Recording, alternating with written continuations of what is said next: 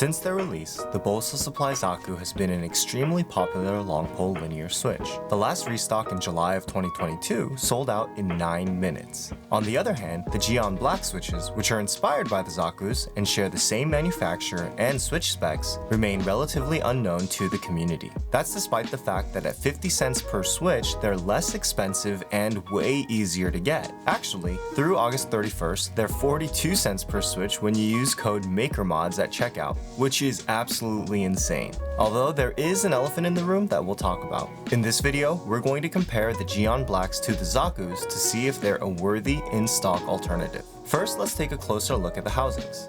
To my eyes, the housings are identical down to the mold marks at the same points on the top and bottom housings. Next, let's take a look at the stems. Using my calipers, the stem length of the Geon switch was longer by 0.04 millimeters. One interesting difference was the geometry on the bottom of the slider, which has a longer taper on the Geon than on the Zaku. One other interesting difference between the two was the weight, specifically of the bottom housings. While the tops and stems weighed the same, the bottom housing on the Zaku weighs more than on the Geon Black. Now, roughly 0.15 grams might not sound like a lot, but keep in mind that the entire switch weighs just over a gram. The difference in density could lead to a slight difference in the sound profiles of the switches. Here's a quick typing test comparison between the two switches.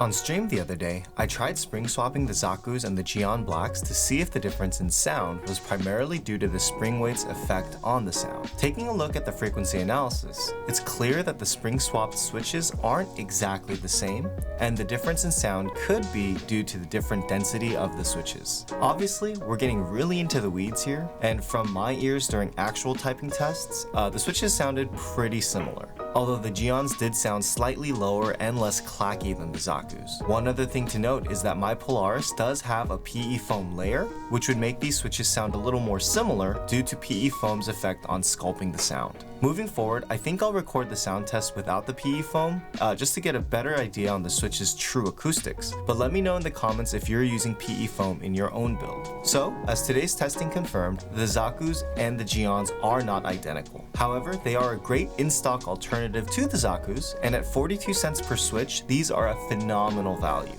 But now we have to talk about the elephant in the room, the shipping.